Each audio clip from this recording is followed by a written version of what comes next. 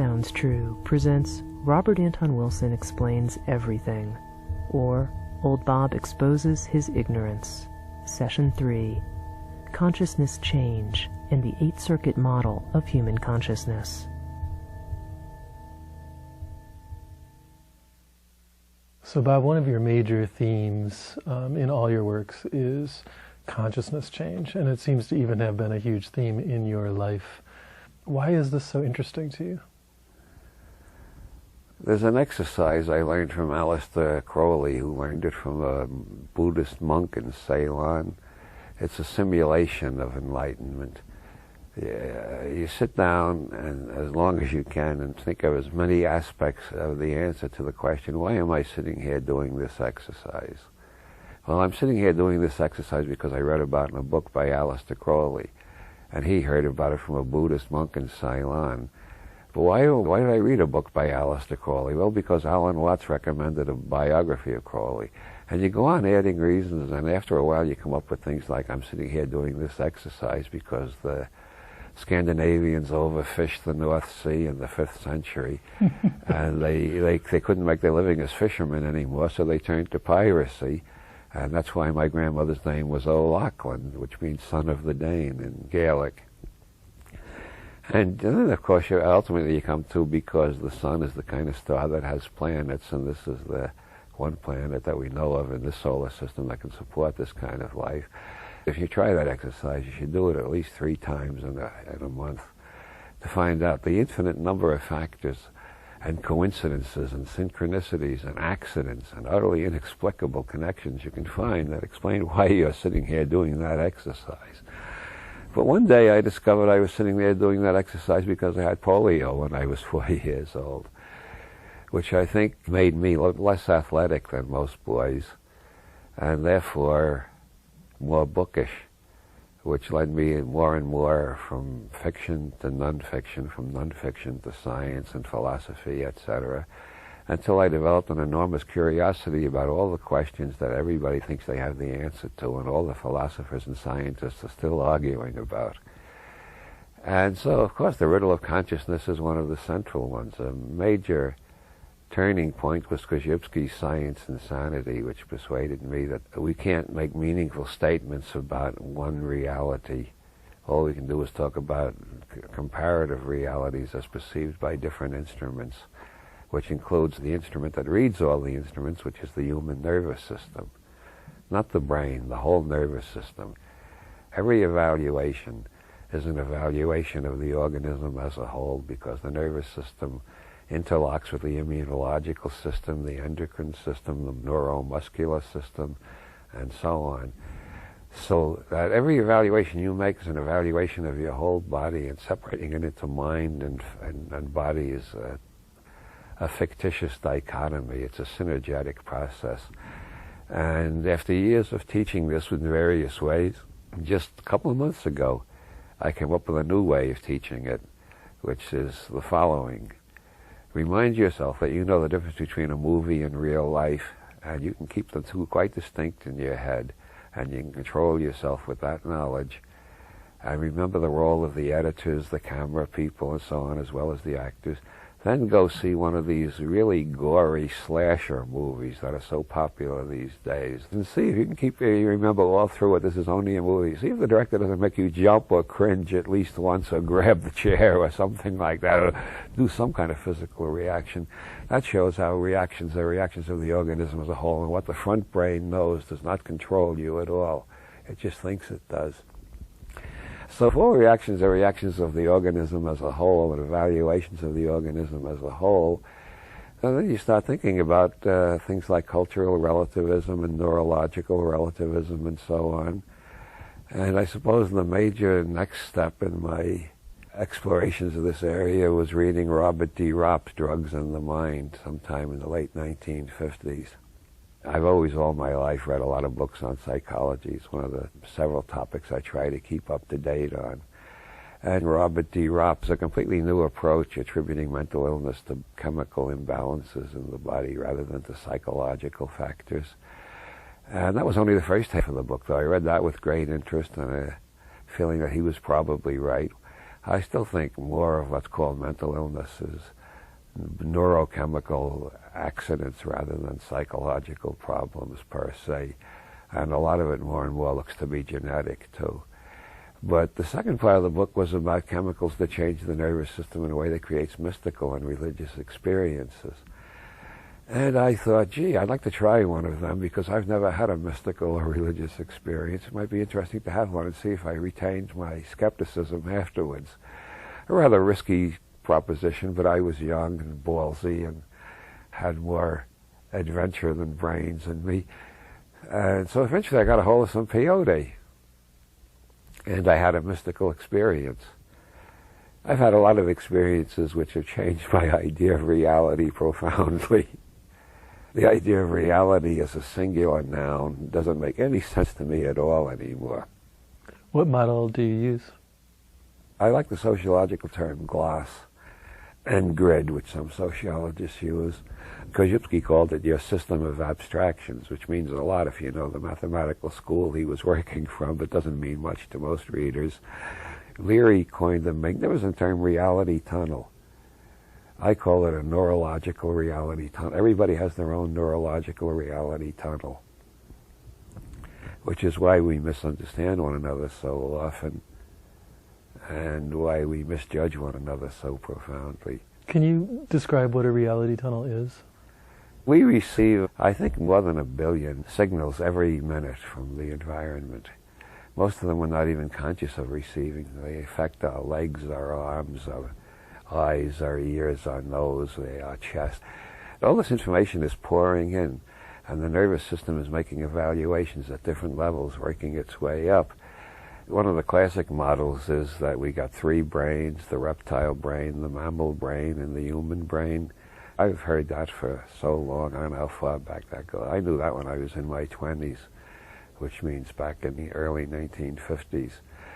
If we tried to be conscious of all the signals, we couldn't do it, because to be conscious of that many signals simultaneously means we only perceive chaos, which is the usual first reaction to LSD. Things turn into chaos, then they turn into different kinds of patterns.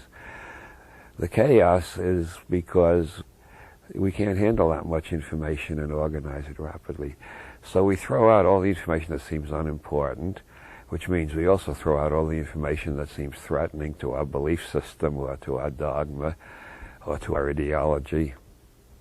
We throw out everything we think can be ignored safely, so we concentrate on the things that seem important. Then our brain constructs a model out of all the information coming up from the rest of the nervous system, and we project the model outward and consider it reality. It's not reality, it's our reality tunnel. Everybody else in the same room is constructing a different reality tunnel.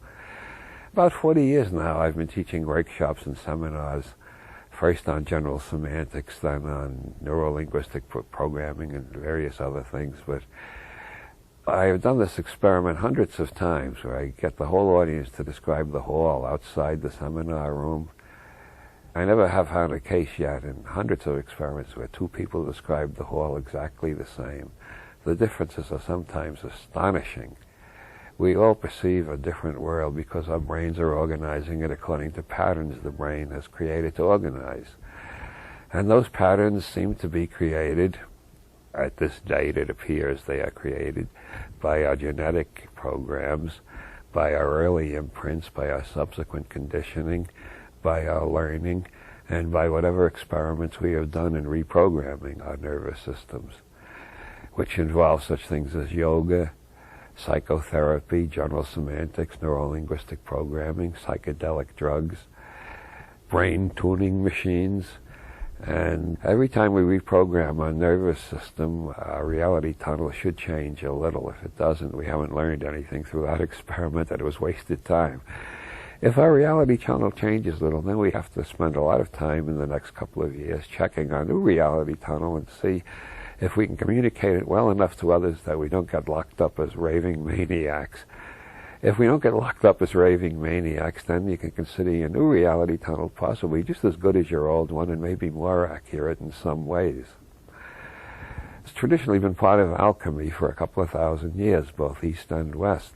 The multiplication of the first matter really means changing your nervous system from inside, what John Lilly calls meta-programming.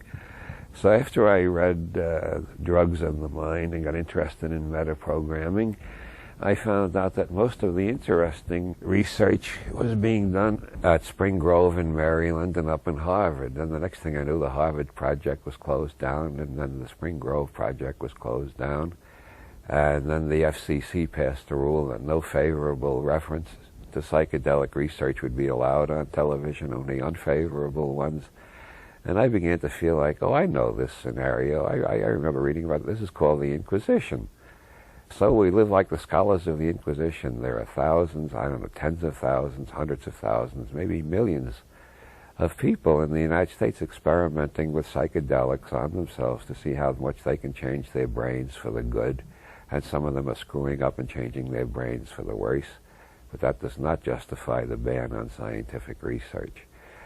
We write notes to each other in code so the inquisitors can't find out what we're doing. What do you think are the most useful drugs for metaprogramming? Well, I don't look at it that way. It varies with the individual. I got turned on to pot in the 1950s in the men's room at the Village Vanguard while the Modern Jazz Quartet was playing there. And man, I always liked the Modern Jazz Quartet, but after I got stoned and come out of the men's room, they were playing better than they've ever played before. Over the decades of criminal activity or forbidden science or the dark arts or whatever you want to call it, I've come to the conclusion that we not only have different neurological reality, we have different genetic blueprints that we start from. And I don't think there's a single drug, psychedelic, antibiotic, aspirin, or anything you could name that has the same effect on two people.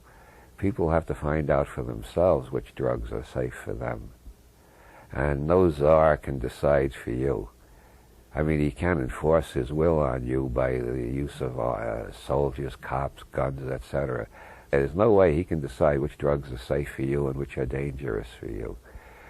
By and large, among the drugs that are currently controversial, that is to say illegal, I would say marijuana is the safest. I've known a few people to have bad experiences with marijuana, but that's usually because they were combining it with either booze or amphetamine. Very bad idea. Never combine pot with either booze or amphetamines. In my opinion, amphetamines are useful if you're cramming for an exam, but otherwise they should be avoided. I've seen so many people get paranoid on meth and the other amphetamines. And cocaine is dangerous for almost everybody, but that doesn't mean that there aren't times when it isn't very useful, especially for people who do a lot of traveling and lecturing. But I've never known anybody who got heavily into coke who didn't show some symptoms of paranoia after a while. That may be because there's so much violence in the coke smuggling business, or it may be because coke does have a tendency to put you in a paranoid headspace. And another thing I've noticed, and Wavy Gravy, great counterculture hero of the 60s, also has noticed, that people who use a lot of coke tend to die of heart attacks pretty young. So I regard that as a pretty dangerous one without much benefit in it, except when you're about to go to sleep and you need to give a 2-hour lecture. I think the dangers of LSD have been overstated to an incredible extent. All we know is our own experience, of course, and all I'm talking about is what I have experienced and what I have heard from others and what I have read in the literature.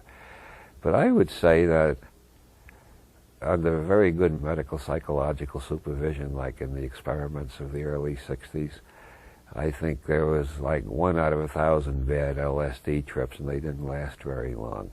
Once it became illegal and it was fashionable for people who didn't have much philosophical or scientific training to take it just to have a weird trip, you had more bad trips then because they didn't know what they were doing and they weren't properly prepared. And who knows if it's even LSD. There are no safe generalizations about which drugs are dangerous for which people. Although by and large, anybody who's ever been pronounced psychotic, even if they've been pronounced cured, I would say they should stay away from psychedelics. Psychedelics seem to make the crazy crazier. Not always, but that's a tendency that should be kept in mind. There was a series of experiments with autistic children where they gave them LSD, and some of them came out of their autism. And some of them came out permanently, and some only came out for a week and then retreated into autism.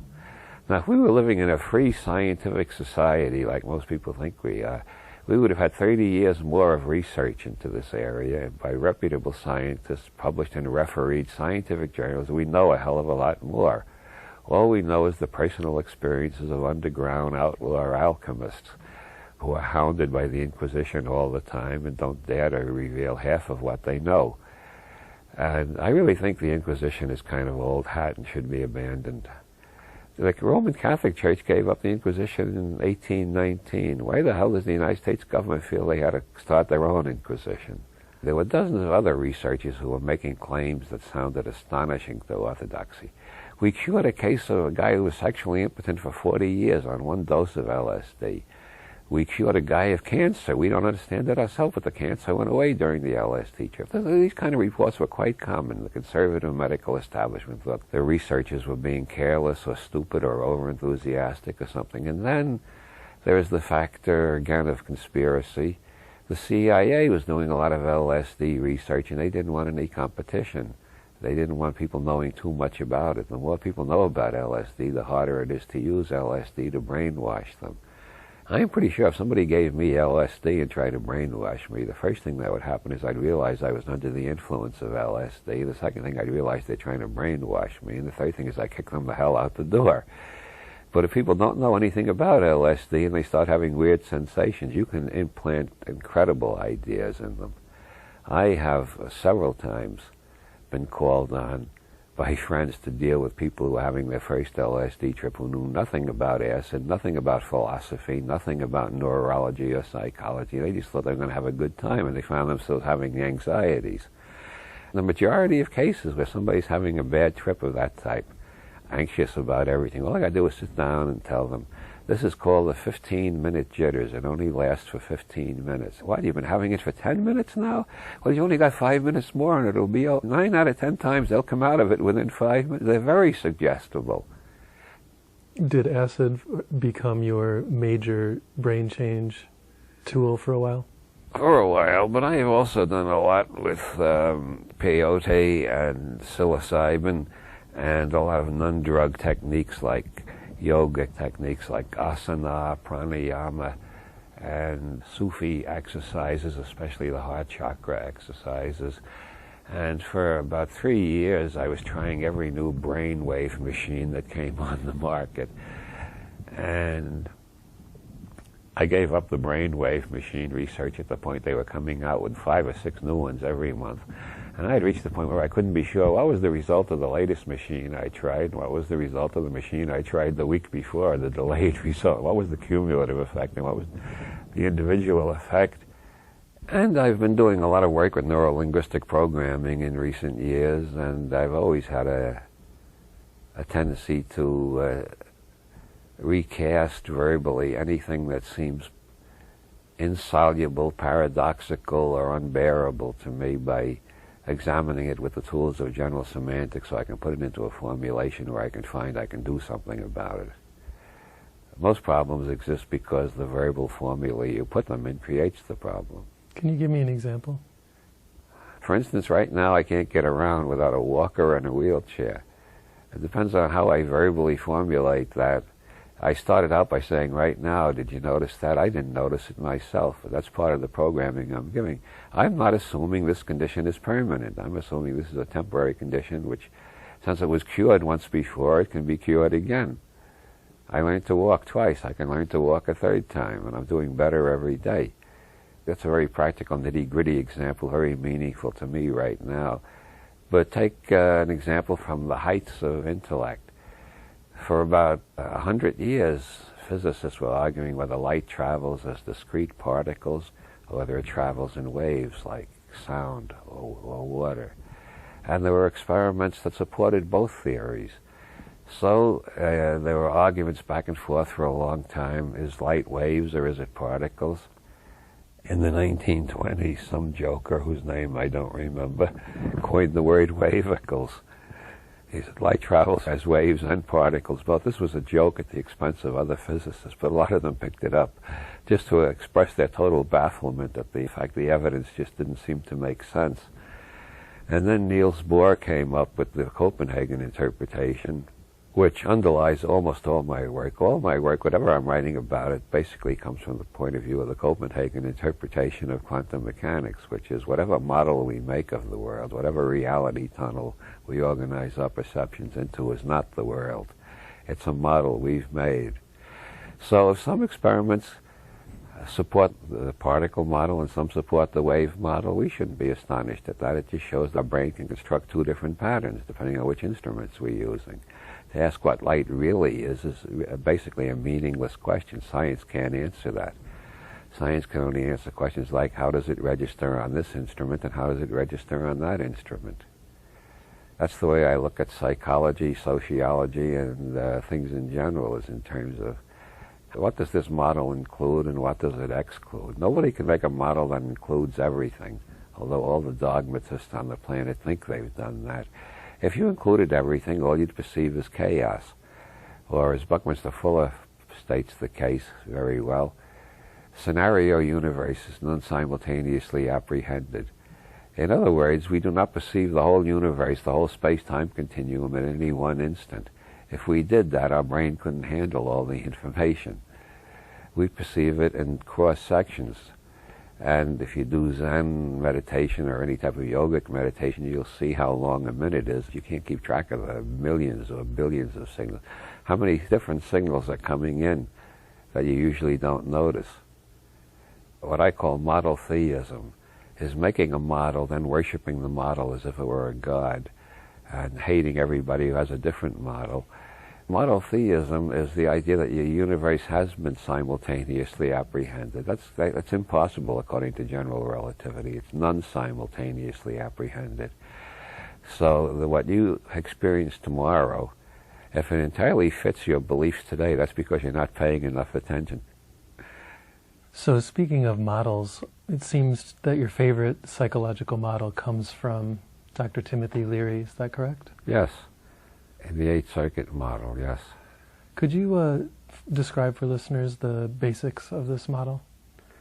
I've done 2-day workshops on the Eighth Circuit model, and I've done 1-hour lectures, and I've done 2-hour lectures. Let's see how brief I can condense it to without making it totally incomprehensible. Leary's basic assumption is that our personality or our interpersonal reactions results from genetic blueprints as modified by early imprints and later conditioning and learning and re-imprinting, if we learn anything about re-imprinting. Well, we start out with basically amoeboid floating consciousness recapitulating the beginning of life, and we have to bond to a mother or a mother substitute, depending on how lucky we are. If we're lucky, we get a mother. If we're not lucky, we imprint something else. There's a case in one of Robert Audrey's books, a giraffe whose mother was shot by hunters right after it was born, and the giraffe imprinted the jeep, and it followed the jeep around and tried to nurse from it, etc., treated the jeep as a mother. Now this shows the biological basis of the Jungian archetypes. Jeep has 4 wheels, sort of like the 4 legs of a giraffe.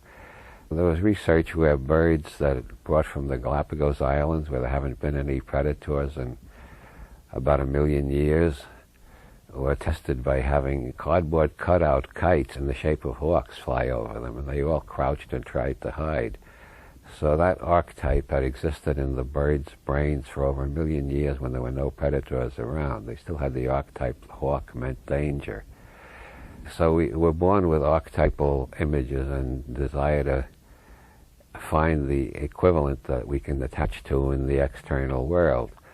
Leary calls that the biosurvival circuit. I call it the oral biosurvival circuit, to emphasize the importance of the nursing experience.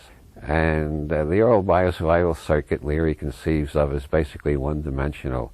You either imprint what I call an infophilic tendency in varying degrees, which means the world seems like a safe place and you keep on exploring more and more of it, or you imprint an infophobic reflex in which the world seems like a sinister and threatening place, In the extreme form, it's autism, where the whole external world is just turned off. It's too sinister to be dealt with. So once you've imprinted, that's it? Well, that's the general opinion. Leary's heresy, one of his heresies, was that imprints can be changed with strong psychedelics and the right type of program. Timothy was one of the most prestigious and respected psychiatrists and psychologists in the country when he started his LSD research. By the time that was closed down, he was the most disreputable. When the government started closing down LSD research, all the major researchers became, to quote a famous Irish saying, as silent as moonlight on a gravestone. Leary didn't. He went around the country raising hell and saying the government should not shut down scientific research and science should be free of government interference and all sorts of subversive and sinister things like that. So eventually, according to Leary's story, he was framed by a cop in Orange County. They planted half a marijuana cigarette in his car and then busted him and sentenced him to 37 years in prison. The regular sentence for possession of half a joint in California at that time was 6 months. For some reason, they gave him 37 years. It does look like there was a certain desire for revenge against Leary for going around telling people science should be free, it should not be controlled by the government. It's a subversive Jeffersonian constitutional idea of the type our present government wants to destroy entirely and doesn't want anybody to hear of or think about. The basic idea is that there's 8, quote, circuits, unquote, in the human organism. Leary liked the word circuits because he fell in love with computers very early on. And from the 1970s on, he tries to use cybernetic and computer-type metaphors as much as possible. Some people object to it on the grounds that they think it's mechanistic. And I had a long talk with a naturopath who told me it would make a lot more sense if you said systems instead of circuits. So instead of saying the oral biosurvival circuit, if you said the oral biosurvival system, it would fit the organism as a whole more clearly and sound less mechanistic. And I've thought that over, and I've tried to write about the 8 systems rather than the 8 circuits. But meanwhile, books of mine in print are talking about the 8 circuits, so most people expect me to say 8 circuits, and so I this kind of drag on my vocabulary. Okay, so you've described the oral biosurvival circuit as... which has the 2 polarities, infophilia and infophobia. Everybody's on a spectrum somewhere along that line, depending on their early experience. Between the world is a safe place and the world is a terrible place. Those are the extremes. There's lots of places in between. You can imprint that this neighborhood is safe, but all other neighborhoods are dangerous. Just think of it as a line. One end is total infophilia. You're continually looking for new information about everything, and you're continually deliriously happy about the new, no matter what it is. Oh, a new atomic plant? Hey, that sounds groovy. Yeah, what? New pesticides? Yeah. And at the other end is the total infophobia. It's new, it's evil, it's dangerous, we don't want it. We're not going to take that goddamn vaccination. We'll have the witch doctor do a spell and cure the disease that way, and so on. And we're all somewhere on that spectrum between infophilia and infophobia. And according to Leary, we shouldn't be stuck in one place. We should be able to move depending on the evidence. But the standard science would say that once we have that imprint, that's where we're stuck. Yeah. And I think that's pretty true, except I think that Leary is right. You can change the imprints. And not just with LSD. There are other ways of changing the imprints. So what's the second circuit? The second circuit is the anal territorial circuit. All mammals mark their territories by excretions. When you take your dog out for a walk, the dog pees on a dozen different places. That's not because they don't have bladder control, it's because they have exquisite bladder control. What they're doing is marking a territory. If you made a map of the neighborhood and marked the places that the dog pees, that's the territory that dog is claiming. If he sniffs another dog's urine on a part of his territory, he'll pee there extra long to reiterate his claim to that territory. All mammals do this. As Timothy said in one of his more whimsical moments, the only intelligent way to discuss politics is on all fours, because it's all about territorial squabbles. Who's in charge around this habitat? And the anal territorial circuit is a sort of an up-down at right angles to the forward-back of the oral biosurvival circuit. You're either at the top of the hierarchy and claim most of the territory, you're at the bottom and don't have any territory and just take directions from those above you, or you're somewhere in between.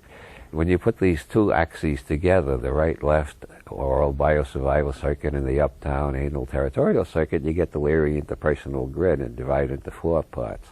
In interpersonal diagnosis, he divides it into 64 parts. It depends on how much precision you need in diagnosis. By the time you've started to walk around the house and meddle in family politics and struggle with your siblings and your parents for how important you're going to be in the hierarchy, and you find out where you fit in, you find out who you can bully and who can bully you and who you got to submit to and who you can dominate and so on. You got this scale on the up-down, and you got the forward-back scale of innovation or conservatism. This makes 4 quadrants, which Leary calls friendly strength, which is you have a high status and an innovative personality. The quadrant below that is friendly weakness, which is you're basically willing to accept the new, but you feel very insecure, and you're always looking for somebody to give you orders and tell you what to do. That's the quadrant that Leary put himself in when he was tested by the California prison system, so they'd put him in minimum security. And then there's hostile strength, which is dominant but not friendly. It's dominant and somewhat sadistic, leaning toward the egotistic and the narcissistic. And that tends to be conservative. This type of power is afraid to show itself. It needs to dominate, but it's very much afraid of the people it's dominating. Then below that, you got hostile weakness. You see them in the tabloids all the time. They have "Born to Lose" tattooed on their arms, and they've been accused of crimes so atrocious you can't believe a human being could do it. Eric Byrne popularized this whole system in a wonderful set of game rules. Friendly strength, the game rule is, I'm okay, you're okay. That's obviously the healthiest relationship you can have as long as you can maintain it. Of course, you can't maintain it with everybody because some people aren't okay. They're sons of bitches. But as long as you can maintain, I'm okay, you're living in a very happy world. And then friendly weakness is, I'm not okay, but you're okay. The overwhelming majority of people in psychotherapy have that basic quadrant.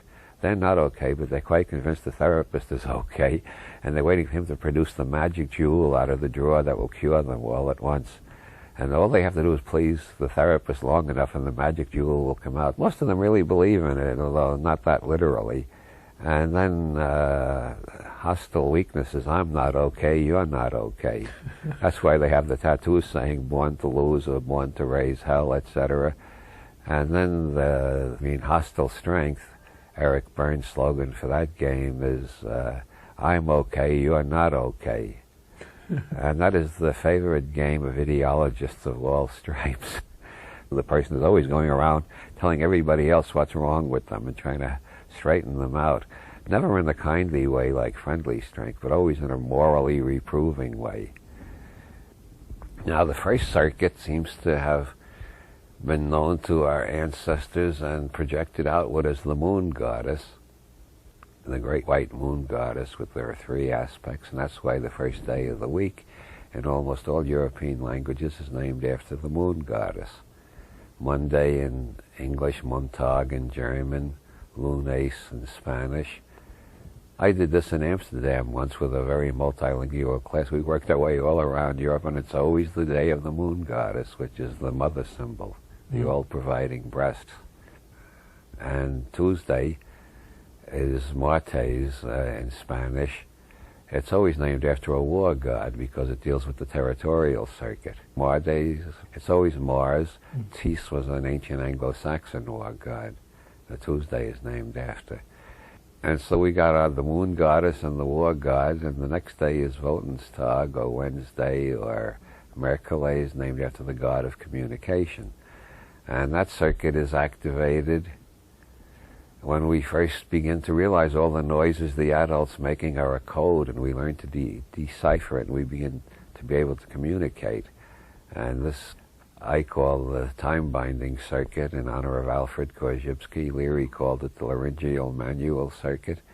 It has to do with making speech units that communicate to others and manipulating the world with your hands. You build a model made out of words or other symbols, then you test it by manipulating the world and see if the world fits your model. You do that just naturally and instinctively. It's a genetic program until you get to school, where they train you to lose all your curiosity and just memorize the correct answers the teachers give you. Every child is intensely curious until they get to school, and the function of school is to kill the curiosity by telling them there's one correct answer and we know it already, and don't do any thinking of your own. They stop that by the time you reach the college level, and they allow you to begin thinking then, unless you go to a Catholic college. So the third circuit is kind of a thinking circuit. Yeah, it's in terms of Jungian psychology, the first circuit is sensation, the second circuit is feeling, and the third circuit is reason. And Freudian, it's the oral stage, the anal stage, and the latency period. Anyway, with the third circuit, we have a revolution. The first two circuits tend to be basically conservative. They keep repeating the same patterns over and over throughout history. That's the major theme of Finnegan's Wake, how these first two circuits throughout history continue to produce the same patterns over and over. Cain and Abel, Napoleon and Wellington, it's all the same story. It's always the two brothers trying to kill each other. This is an evolutionary relative success for most mammals and most vertebrates, as a matter of fact. But the third circuit, by letting the information be transmitted across generations, creates this information acceleration, which gets faster and faster as it goes along. Korzybski called that the time-binding function, and he said it's what differentiates people from other mammals. And once you get into the verbal and symbolic world, if you only learn words, you stay in one reality tunnel or belief system. And I always abbreviate belief system as BS, I think a very useful abbreviation coined by my friend David J. Brown. When you learn mathematics, you find there's a variety of symbol systems. If you can think in both words and mathematics, you got a lot more freedom than people who only think in words. If you're good at visualizing, you have another semantic circuit that word people don't have. Einstein, for instance, considered a great mathematician, said all of his ideas came to him as images first. Then he got the equations, and the third step was getting the words to explain the equations. This acceleration of information leads to faster and faster change, which is very disagreeable to the people in high positions of authority who have this burden of omniscience that they're supposed to be doing all the thinking, perceiving, smelling, sensing, hearing for the whole society, because everybody else is just supposed to follow orders.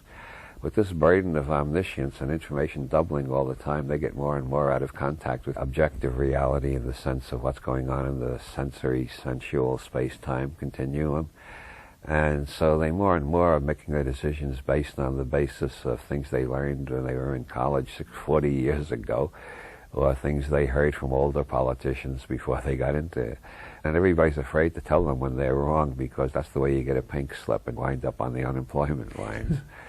So we got the acceleration factor of information and the deceleration factor of the authoritarian structure, which doesn't like the acceleration factor and keeps trying to slow it down. And that, to me, is the basic dialectic of history: information attempting to break free and ruling elites trying to stop the flood of information from unseating them and creating a world they can't manage because they can't understand. So back to Circuit 3, how does that affect us personally? Well, it gives us the capacity for perpetual learning and perpetual intake of new information and transformation of ourselves and our societies. And it also tends to trap us in the cocoon of our favorite symbolism, so that we can't think outside that. Then our BS, or our belief system, becomes a set of blinders which keeps us from letting any new signals in. If you're talking about abortion and somebody keeps saying baby killers, you can't get anywhere, because they have created a semantic grid in which the fetus is by definition equal to a baby.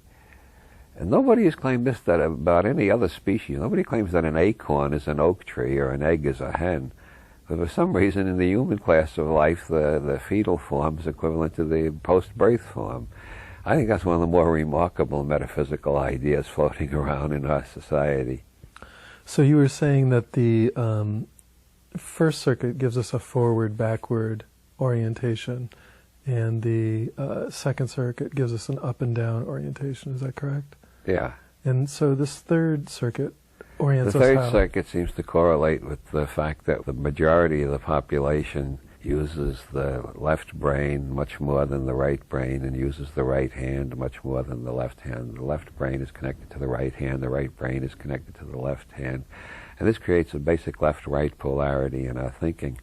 And when you put together the forward-back of the oral biosurvival circuit, the up-down of the anal territorial circuit, and the right-left of the time-binding circuit, you got three-dimensional space, which is the first type of space mathematically organized by Euclid or somebody writing under the name Euclid, or somebody earlier that Euclid ripped off or whatever. And that seemed to be the only real space up until the 19th century, when mathematicians discovered other kinds of space. The reason it seems like the only real space is because it's the way our nervous system stacks information. And that's why the third day of the week is the day of the god of communication, Mercury or Wotan, as the case may be. So where do we go on the fourth day of the week, or in the fourth circuit? Well, Thursday, Thortag, it's always a thunder god and a father god. This is the domestication circuit. This is the socio-sexual circuit. At puberty, the DNA, which has been sending out RNA messenger molecules, making changes every day of your life probably, but at puberty it sends out a whole bunch of new RNA messenger molecules. Your whole body changes.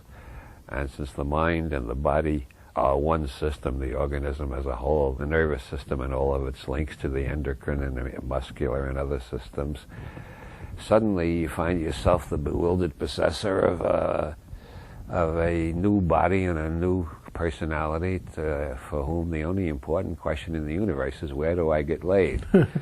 And that remains the most important question until you're in your 40s, at least, sometimes until you're in your 80s, I hear. And to show how imprinting works on the fourth circuit, there's a case in Masters-Johnson, human sexual dysfunction.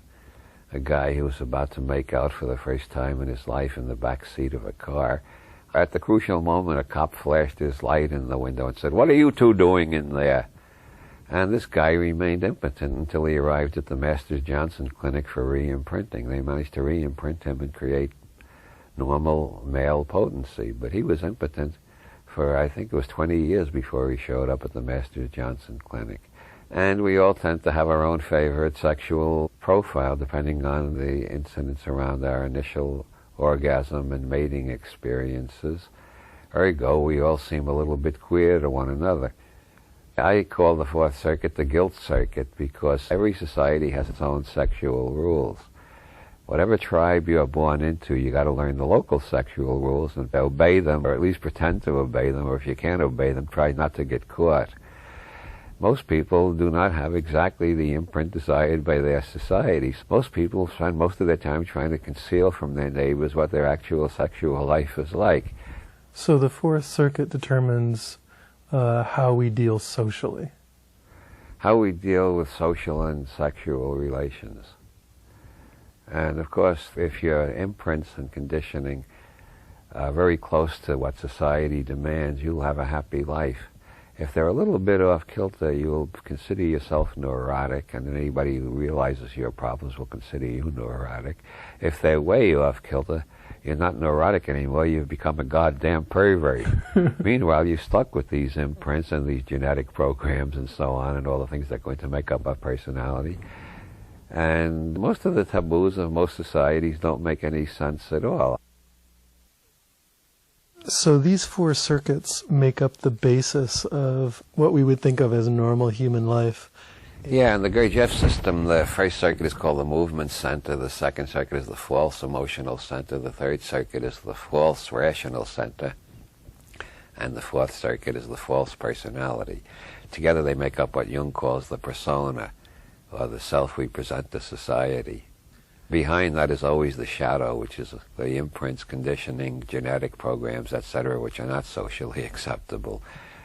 The parts that we're hiding from ourselves and others. Yeah. Now, you've emphasized that these imprints that are so important on our lives are, in some sense, out of our control.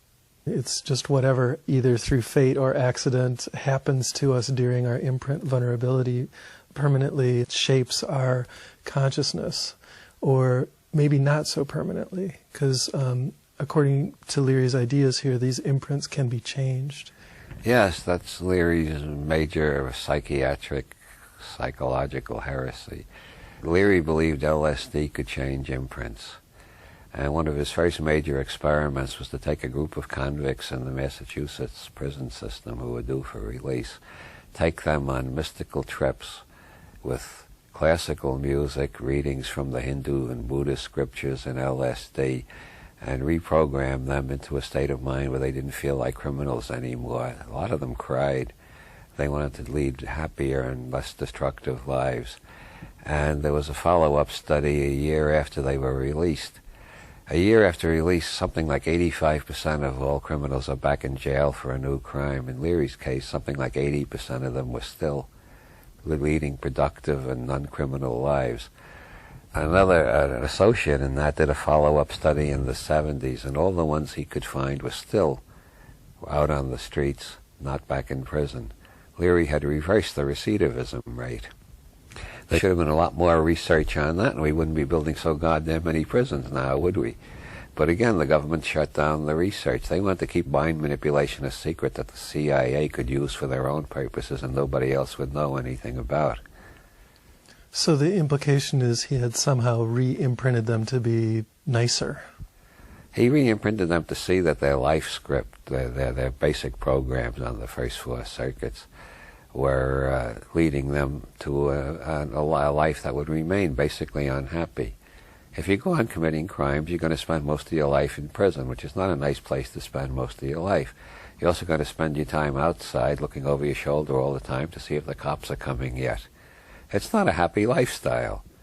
Leary's psychology is based entirely on the principles of hedonic philosophy. What do you want out of life? To have a good time. Okay, get rid of all the programs that make you miserable. And if one of your programs is holding up liquor stores, you're going to have to get rid of that one because that gets you in prison pretty frequently. So have other people been able to reproduce his findings? Only to a limited extent, because once the good reports were coming in, not only from Leary, but from, at least 100 other investigative teams were reporting great results with LSD, the government shut down all the research.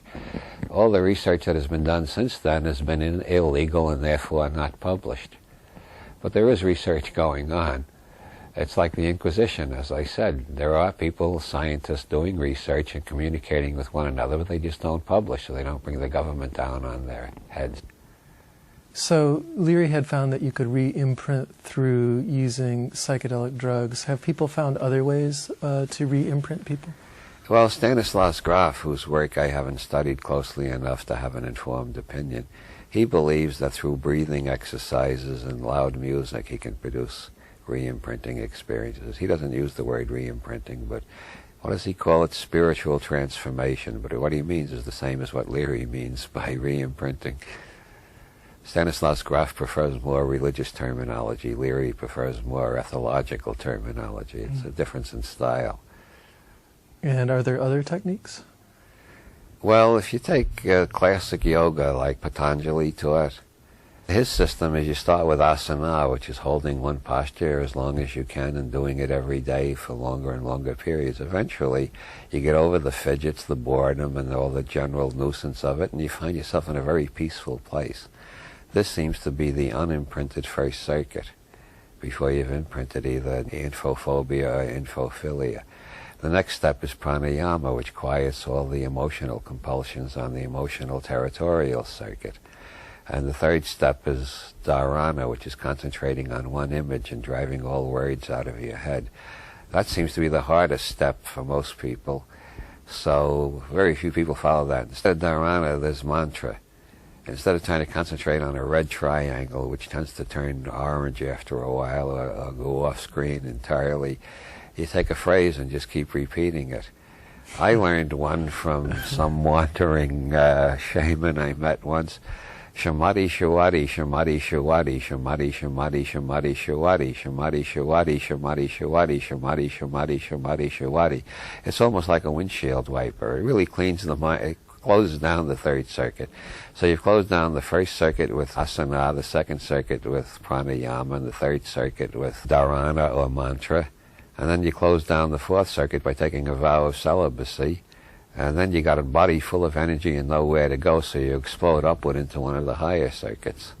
Or at least that's my analysis of how yoga operates. Those who don't want to take a vow of celibacy can study the art of Tantra, which takes the sexual energy and instead of blocking it entirely, formalizes and ritualizes it into a higher circuit experience. Now that we've looked at the 4 basic circuits, what are the higher 4 circuits?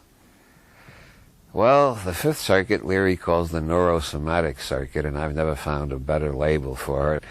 The neurosomatic circuit is turned on by bleaching out the first 4 circuits in traditional yogic way, or by just ordinary meditation without yoga exercises and all the accessories. Just spend 45 minutes a day trying to clear your head of all thoughts by repeating a mantra or by concentrating on some object in your field of vision and blocking everything else out.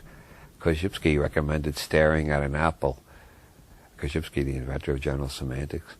Anyway, the most fashionable method recently is the brain tuning machines. You tune the machine down from beta to alpha, and you get very tranquil and calm for a while. You turn it down below alpha to theta, and you get into a pretty deep meditative state. Anyway, the 5th circuit, the usual way of turning it on, which I almost forgot to mention, throughout most of history has been cannabis. Cannabis is the specific chemical for the receptor sites in the brain where the neurosomatic circuit is activated. Whether you smoke it or eat it in muffins or brownies, it tends to create an explosive enrichment of the sensory, sensual manifold. And immediately you'll find a hell of a lot is going on in your body and in your perceptual field that you never noticed before. And a lot of it is hilarious, and a lot of it is sexy, and a lot of it is thrilling, and a lot of it just bowls you over with mystical awe.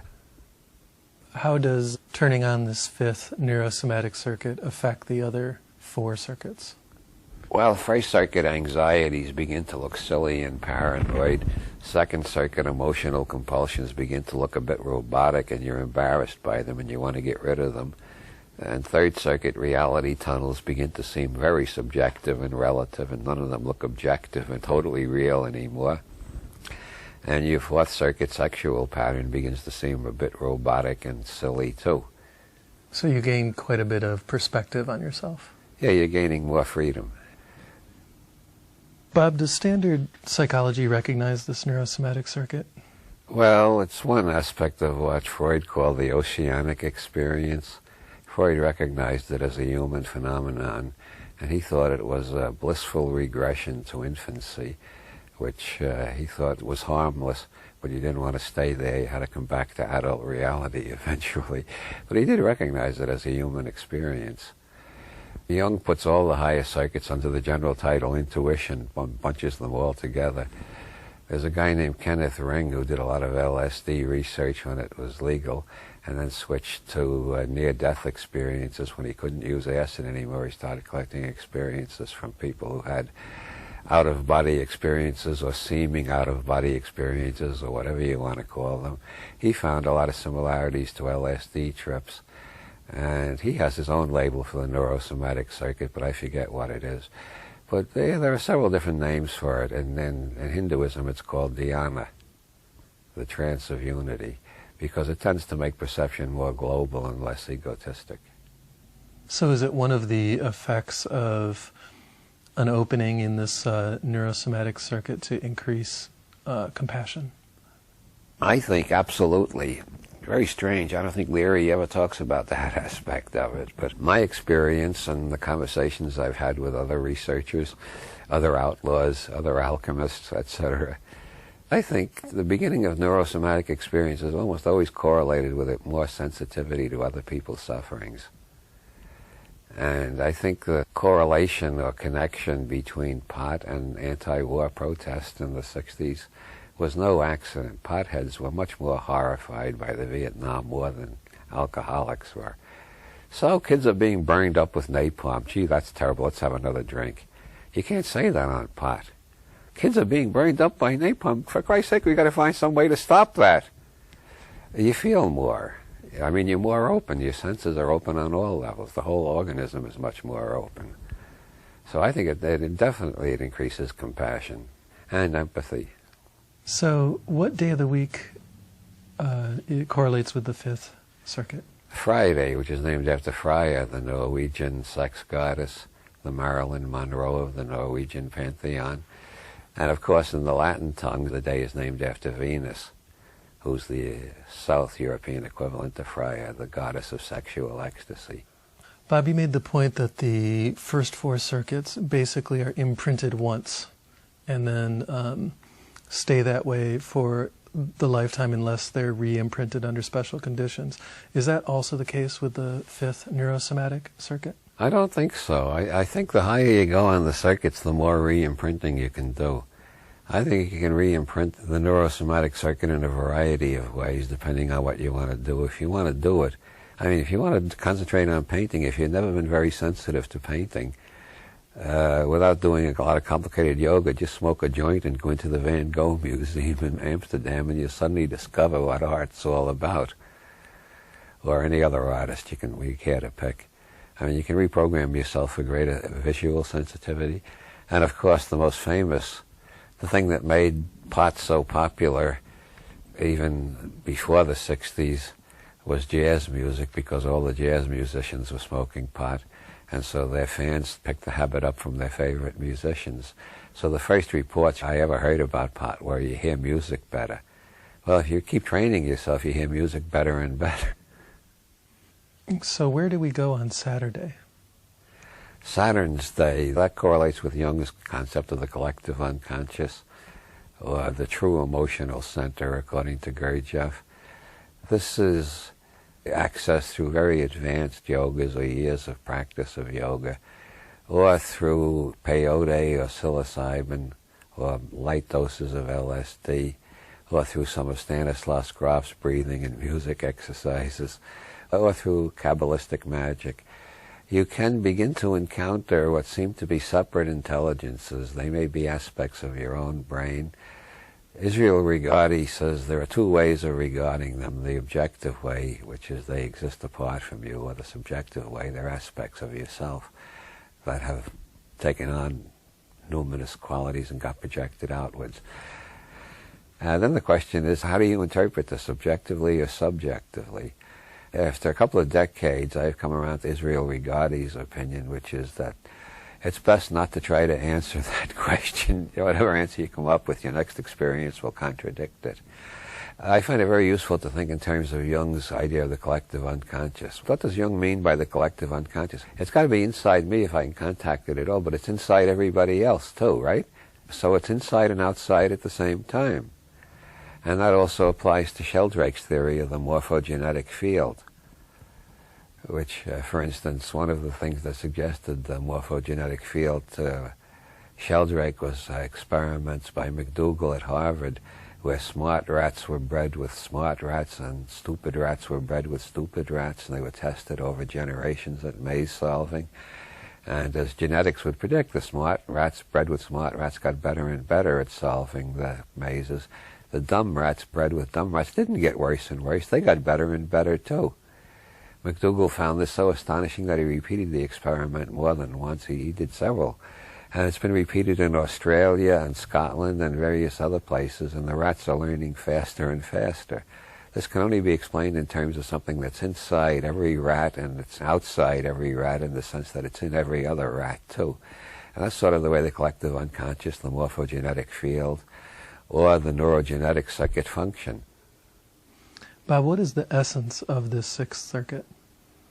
The experience of transcending time. Saturn was the god of time.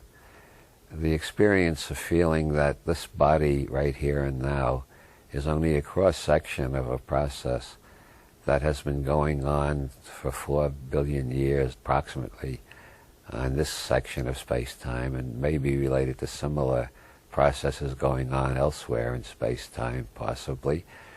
It's a sense of immortality, in a sense that when this body dies, the genetic vector of which this body is an expression will just continue through time. and that the rules and laws governing that level cannot be yet, maybe never will be, put into really scientific terms, even as we decode the genome. The only way to really begin to understand it is by direct experience of the archetypes, whatever the hell they are and wherever they come from. Does this give us an even higher level of freedom than the Fifth Circuit? Well, if it correlates with Gurdjieff the way I'm trying to make it correlate, yeah, we have even higher freedom there, and a worse sense of responsibility. It's like the Buddha's doctrine of karma. My God, everything I do is going to have effects for the rest of eternity. If you really believe that, and it's hard to doubt it in the light of most of the data of modern science, nothing stops, everything just transforms. So if I do an evil deed, the effects of that are going to go on forever. The only place it stops being evil is when it reaches somebody who's trained in the Buddhist, yogic, or psychedelic, or some type of system where they know how to transform energy, and they say, gee, I just got a lot of bad energy, I'm not going to pass that on, I'll turn it into good energy before I pass it on. That's known as the great work in alchemy, and it's the goal of Buddhism and Taoism and most of the Oriental religions. So if the neurosomatic circuit helps to increase our compassion, the neurogenetic circuit increases our loving kindness. And hilaritas. That's a word I picked up from Ezra Pound's cantos. He quotes Themistoplaton, a virtually forgotten Byzantine philosopher of the 14th or 15th century, I forget which, that you can recognize gods, even if they appear in human form, by their outstanding hilaritas, which is related to the English word hilarity and hilarious, but in classic late Greek of Platon's time, it meant basically cheerfulness, good humor, as we would say, but not in the sense of always joking. And in the Pound's cantos, the dominant forces that towards the end of the poem that take over and appear in all sorts of forms are amor and hilaritas, love and cheerfulness. I think I've become a much more cheerful person over the years in spite of a lot of tragedies, which everybody has tragedies. I think I've become a much more cheerful person because as you tune on to the higher circuits, you get more and more distance from second circuit emotional, egotistic problems and more sense of the unity and harmony of everything that's going on. And your total unimportance in the major picture, really. No, you're not totally unimportant, but you're much less important than you think you are. So it's the big perspective of the Sixth Circuit that increases the good humor. Well, it's the sense that, yeah, I've seen this show before. What are they bringing this out of the mothballs and rerunning it again? Is there a kind of harmonic relationship between these two sets of four circuits?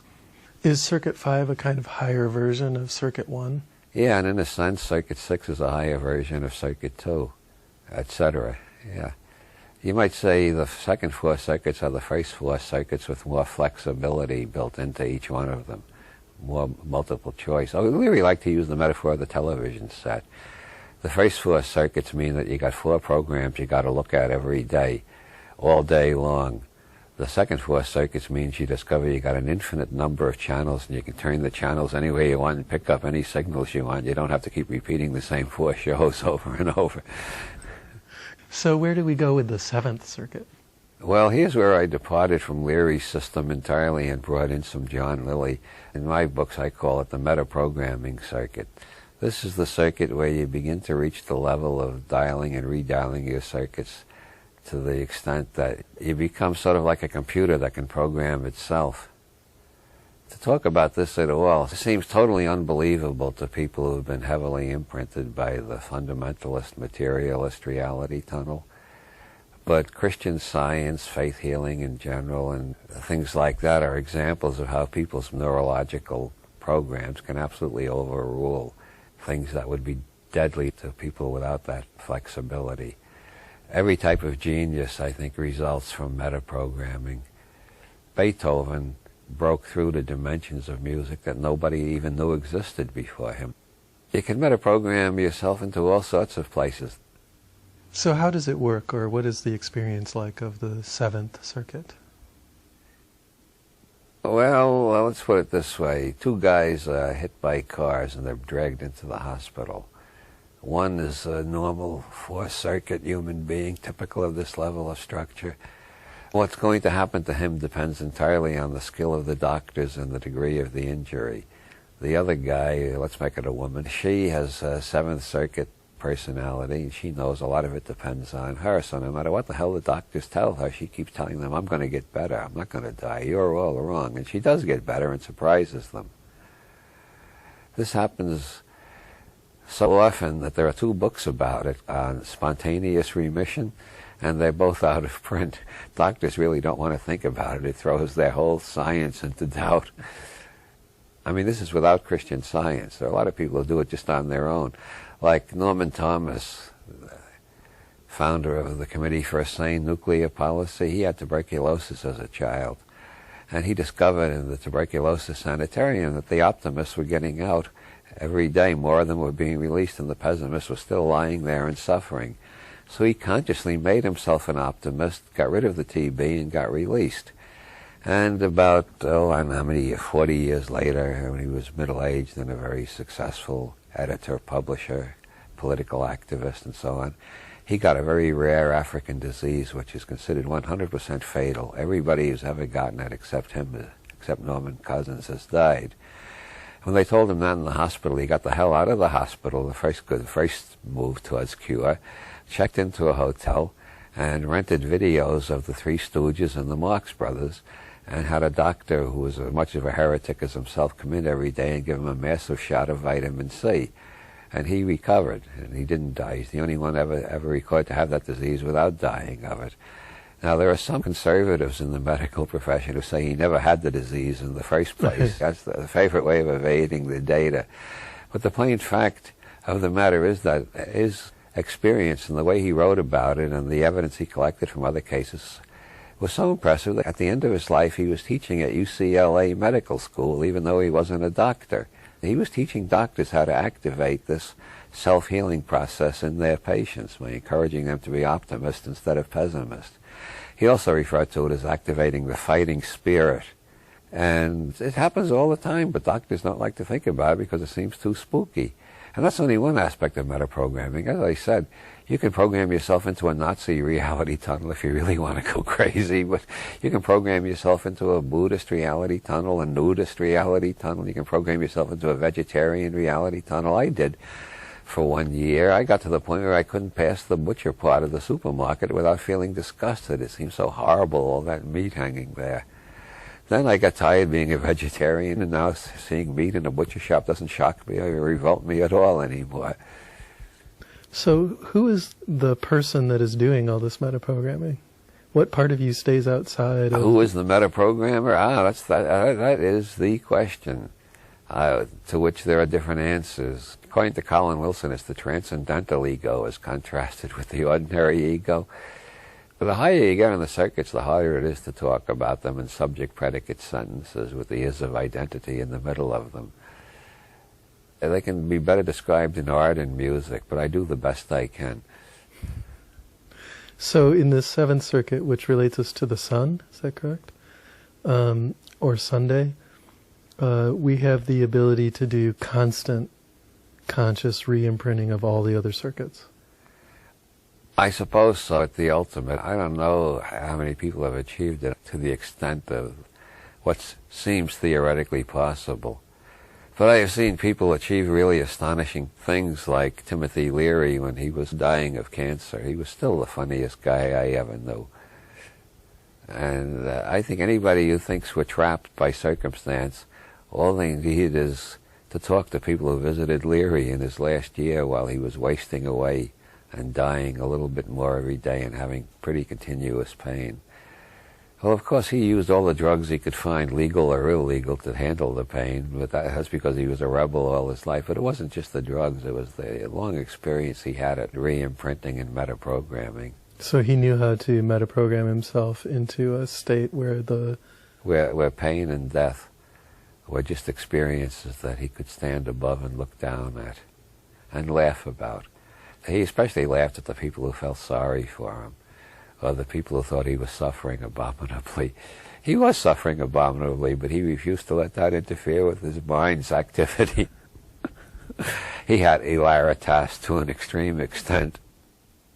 Bob, in what sense does the Seventh Circuit relate to the seventh day or Sunday? Well, that's the circuit where metaprogramming allows you to escape from so many ordinary reality tunnels that the chief symbol for it is the white light of the void in Buddhism, or the empty circle in Zen Buddhism, or the pyramid in the Western occult tradition with the eye on top.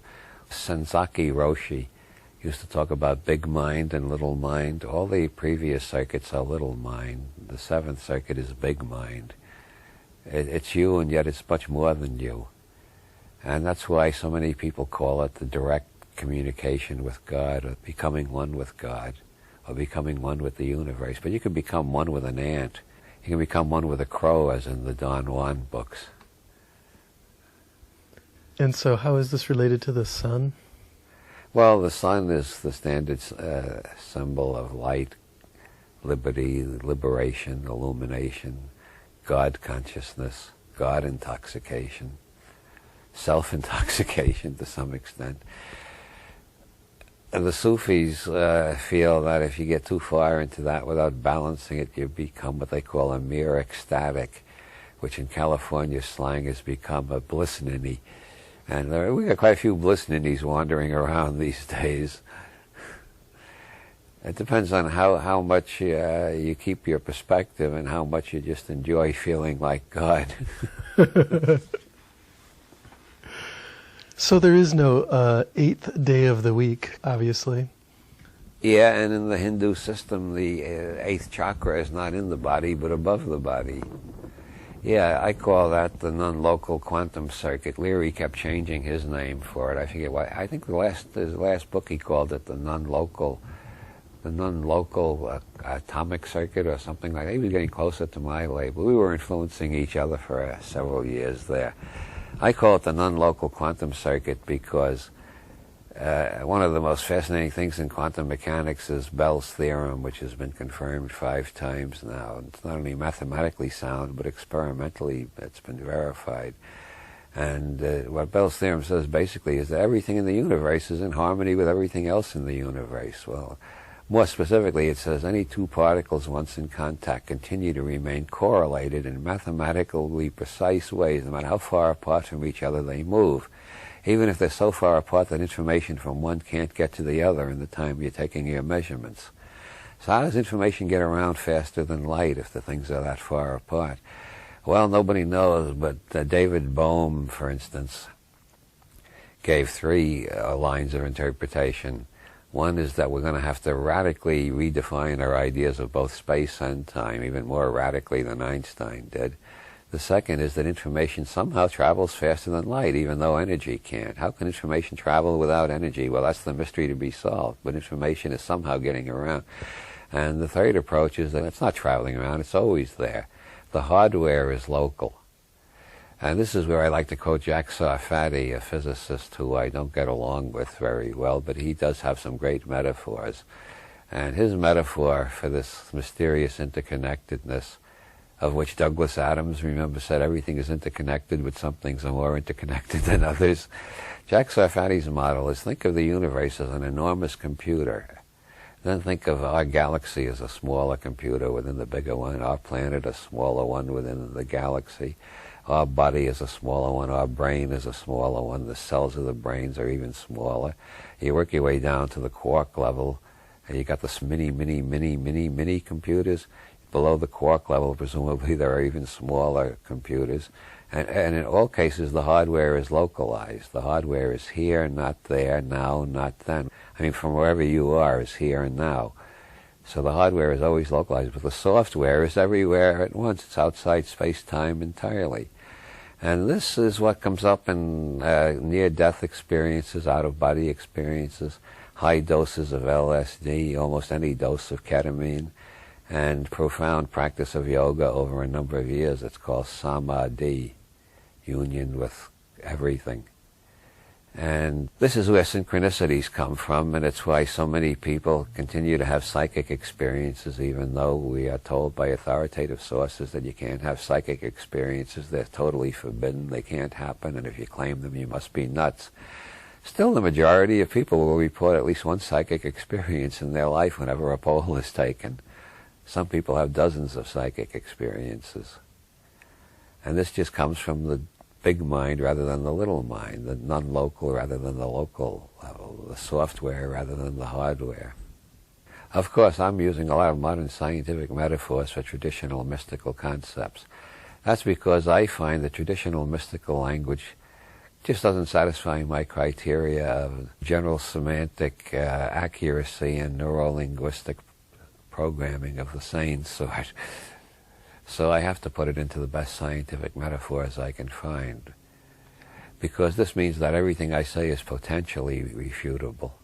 If the government would allow free research, everything I say could be either disproven or made more plausible. Nothing in science is ever proven. That would require an infinite number of experiments. But if you disprove enough theories, the one left standing looks like the only alternative we have until we disprove that one. But nothing is ever proven. What happens is one model seems more plausible than all the others. But in the more advanced sciences now, we frequently have 2 or 3 models. In physics, we got quantum mechanics and general relativity, and they're not convertible one into the other. And within quantum mechanics, we've got 8 schools of interpretation as to what the equations mean. And nobody is quite sure what general relativity means. So in terms of the human organism, you picture these 8 circuits. Have humans always had these, or are they evolving circuits? I don't know. The Sufis refer to the higher circuits as the next step. Sufi literature is full of references to the next step. The idea is that we're all evolving into something different. They don't divide it up into 4 circuits, although they do have a chakra system which more or less correlates with the 8 circuits. At least if you're as ingenious as I am, you can make it correlate. Like I've made it correlate with the Gurdjieff system with a great deal of effort and strain, but it does seem to work. As a matter of fact, there are 2 Gurdjieff schools that are using my books in their curriculum, so I'm not distorting Gurdjieff too much and making his system isomorphic to Leary's. But do you personally feel, or at least suspect, that these are evolving over time? It seems plausible to me. I think that the first circuit sort of recapitulates amoeboid life. The second circuit recapitulates vertebrate evolution. The third circuit recapitulates human evolution. The fourth circuit recapitulates the process of civilization. And then we got the circuits that are not recapitulating, but pre-capitulating. I think Leary used that word once. It's very good. Pre-capitulating. The neurosomatic circuit is pre-capitulating our experiences when we're living outside of gravity well in free space and space colonies. And the neurogenetic circuit is a forevision of the extreme longevity, if not immortality, that's coming very soon out of all these scientific breakthroughs in genetic engineering. And the metaprogramming circuit pre-capitulates what Heinlein wrote about in his 2 novelettes, Waldo and Magic Incorporated, which is when parapsychology, in spite of all of its critics, proves its case well enough by teaching everybody how to use these powers instead of just waiting for them to happen accidentally. And everybody becomes their own psychic and their own magician, a self-metaprogrammer, which means a higher intelligence, to say the least of it. And the non-local circuit is preparing us, maybe, for fusion with other intelligences throughout space-time. So clearly, working with these 8 circuits could give us tremendous powers to control our own destiny. Can't people use this same technology to basically harm others? Yeah. Well, I think the major struggle going on is the struggle between those who want to program everybody else and those of us who would prefer to be self-programmers and, as far as possible, teach others to be self-programmers too. because self-programmers are more cheerful and happy, and it's nice living in a happy world. I just found a quote from Herbert Spencer, of all people, that sums this up. I've been trying to say it for years. Herbert Spencer said it better than I ever have. He said, nobody can be perfectly happy until everybody is happy. And that seems so transcendently obvious to me, but most people don't have a clue yet about that. As you turn on higher and higher circuits and become more and more sensitive to what's going on, you more and more want to release people from the misery. Well, I don't want to sound pretentious about this, but like the Buddha, when he realized what was going on, he devoted the rest of his life to trying to deliver as many people as possible from the traps they were in and teach techniques that would work. When people think of Buddhism, they think it's a religion like Christianity, but they'd understand that it is in a sense, but in another sense, it's much better to think of it as a series of psychological games to release yourself from your compulsions. Yeah, Buddha never claimed to be a deity of any kind. There's one ancient Buddhist scripture in which he's asked directly, are you a god? And he says no. And the next question is, are you a saint? And he says no. And the next question is, well, what are you? And he says, I am awake. Do you think people use the knowledge you're talking about of the psychological processes to brainwash people, basically? Yeah, well, here we go back to conspiracy theory. The revelations about MK Ultra, which were brought out by the Church Committee in the Senate back in the late 70s, opened up a real can of worms, which is how much of that kind of research is still going on, and of what Church discovered, how much was there that he didn't discover. Church lost the next election after those hearings, and Bob Woodward, in his book Veil, presents some evidence that doesn't prove, but makes a pretty plausible case that the CIA spent a lot of money on something they're not supposed to do, interfering in American elections. They're allowed to interfere in the elections of other countries, but they're not supposed to interfere in our elections. But Woodward seems to think the evidence indicates a high probability that the CIA spent a lot of money to get Church kicked the hell out of the Senate before he did any more hearings into these brainwashing processes they were investigating. What had he uncovered? Well, what he uncovered was the CIA had given LSD to lots of people without their knowledge and did various head trips on them, that they had also experimented with electroshock, with brain surgery, and with varieties of things. They did some research with giving people LSD and putting them in an isolation tank with their own heartbeat, the only magnified as the only sound they could hear, to see if that would break them down to the extent that an entirely new personality could be imprinted upon them in place of their old personality. And there was a whorehouse, a hoe house. I like the southern pronunciation, a hoe house.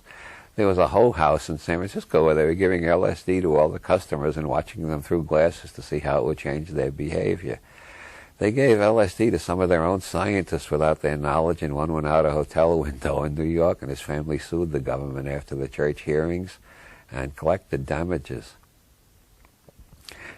They were researching marijuana, too. Even while they were telling us it was too dangerous for us, they were giving it to soldiers and sailors without their knowledge and trying various head trips on them. One of the goals was to learn how to extract information from an enemy agent that couldn't be obtained through torture or any other technique, where they had a mental shield of some sort installed by their own intelligence agency where they just couldn't reveal certain things, how to break through that trapdoor code, so to speak, and get them to spill what they weren't supposed to spill. They did a lot of research on that, but they did a lot of research, too, on how to create more than one personality, just like the Manchurian Candidate, which everybody thought was a fantasy. It was a fantasy to the extent that we don't know that anybody ever succeeded. We don't know, we can only suspect. But the CIA did a lot of research on trying to create people who would be CIA couriers and agents and do jobs for them and never remember doing it. They would have two personalities. When they come back to their ordinary personality, they'd have a vague memory. I went to Paris, I had a good time, had a wonderful love affair, and they wouldn't remember that they were at the American embassy or their Soviet embassy or something doing spy jobs. They wouldn't remember any of that. Whether they ever succeeded, nobody knows, but they sure were trying very hard, and they had almost infinite funding. Well, and if the indefinite funding. Given the power of re-imprinting that you're describing, it seems likely that they could succeed at it.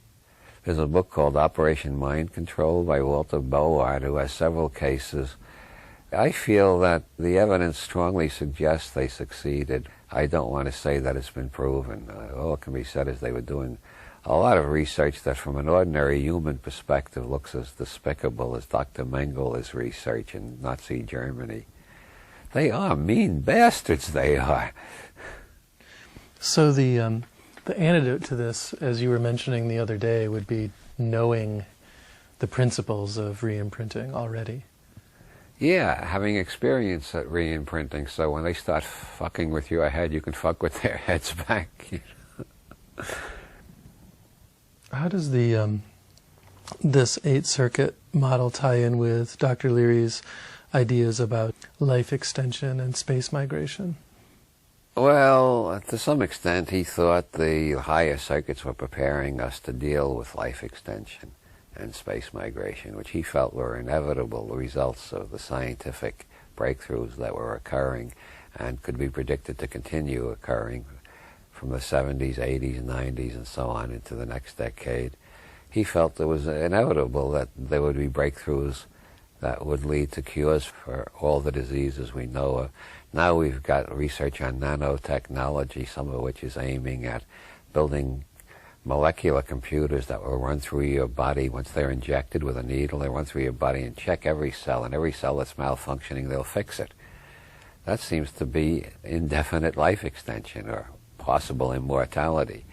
And there's a lot of other areas of life extension research going on, and then there's the overwhelming probability that in the 21st century a lot of people are going to be moving off the planet Earth.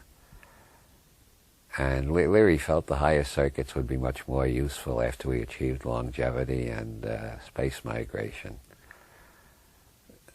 So if you're living a very long time in a very open environment, the higher circuits are more natural modes of being.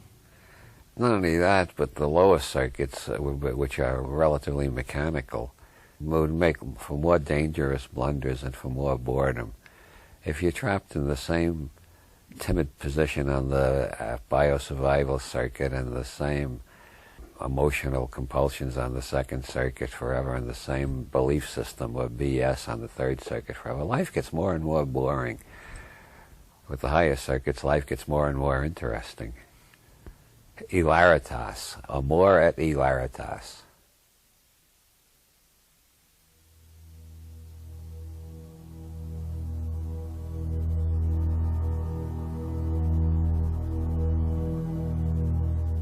This concludes Session 3. Our program continues